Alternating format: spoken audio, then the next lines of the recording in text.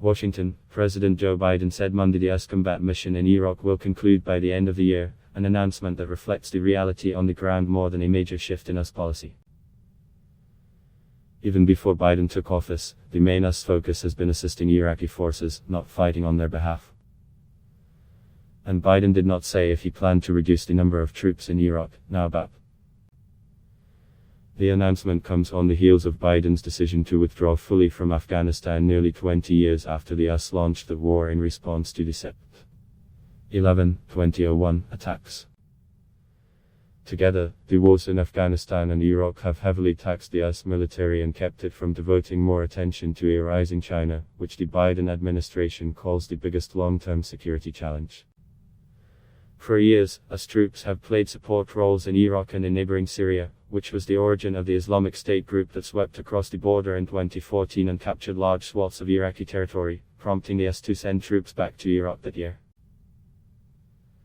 Speaking to reporters during an Oval Office session with Iraqi Prime Minister Mustafa al-Kadhimi, Biden said his administration remained committed to a partnership with Iraq, a relationship that has been increasingly complicated by Iranian-backed Iraqi militia groups. The militias want all US troops out of Iraq immediately and have periodically attacked bases that house American troops. Dan Caldwell, a senior advisor to Concerned Veterans for America, said US troops will remain at risk. Regardless of whether their deployment is called a combat mission, US troops will remain under regular attack as long as they remain in Iraq, Caldwell said in a statement. An American military presence in Iraq is not necessary for our safety and only risks the loss of more American life. Biden said the US military will continue to assist Iraq in its fight against the Islamic State group or ISIS. A joint US-Iraq statement said the security relationship will be focused on training, advising and intelligence sharing. Our shared fight against ISIS is critical for the stability of the region, and our counter-terrorism operation will continue, even as we shift to this new phase we are going to be talking about, Biden said. The shift from a US combat role to one focused on training and advising the Iraqi security forces was announced in April, when a joint US-Iraqi statement said this transition allowed for the removal from Iraq of any remaining US combat forces on a timetable to be determined later. It did not specify what combat functions the US was engaged in then, nor did Biden get into such specifics on Monday. We're not going to be, by the end of the year, in a combat mission, he said. White House Press Secretary Jen Psaki declined to say how many troops would remain in Iraq by year's end.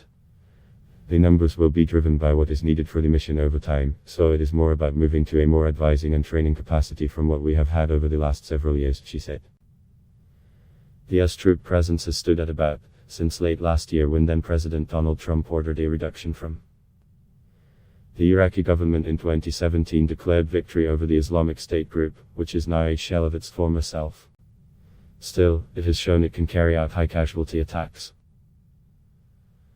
Last week, the group claimed responsibility for a roadside bombing that killed at least 30 people and wounded dozens in a busy suburban Baghdad market. In his remarks alongside Biden, al-Kadhimi thanked the United States for its support. Back home, al-Kadhimi faces no shortage of problems. Iranian-backed militias operating inside Iraq have stepped up attacks against US forces in recent months, and a series of devastating hospital fires that left dozens of people dead and soaring coronavirus infections have added fresh layers of frustration for the nation. For al-Kadhimi, the ability to offer the Iraqi public a date for the end of the US combat presence could be a feather in his cap before elections scheduled for October. Biden administration officials say al-Kadhimi also deserves credit for improving Iraq's standing in the Mideast. Last month, King Abdullah I of Jordan and Egyptian President Abdel Fattah al-Sisi visited Baghdad for joint meetings, the first time an Egyptian president has made an official visit since the 1990s, when ties were severed after Saddam Hussein invaded Kuwait. The Iraqi Prime Minister made clear before his trip to Washington that he believes it's time for the US to wind that mission down. There is no need for any foreign combat forces on Iraqi soil, al-Kadhimi told the Associated Press last weekend. The US mission of training and advising Iraqi forces has its most recent origins in President Barack Obama's decision in 2014 to send troops back to Iraq. The move was made in response to the Islamic State group's takeover of large portions of western and northern Iraq and a collapse of Iraqi security forces that appeared to threaten Baghdad. Obama had fully withdrawn US forces from Iraq in 2011, 8 years after the US invasion. Pentagon officials for years have tried to balance what they see as a necessary military presence to support the Iraqi government's fight against IS with domestic political sensitivities in Iraq to a foreign troop presence.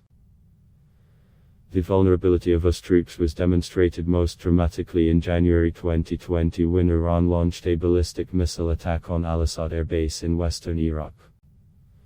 No Americans were killed, but dozens suffered traumatic brain injury from the blasts.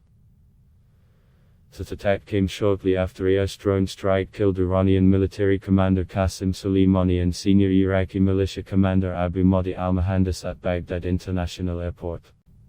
Adblock Test Y.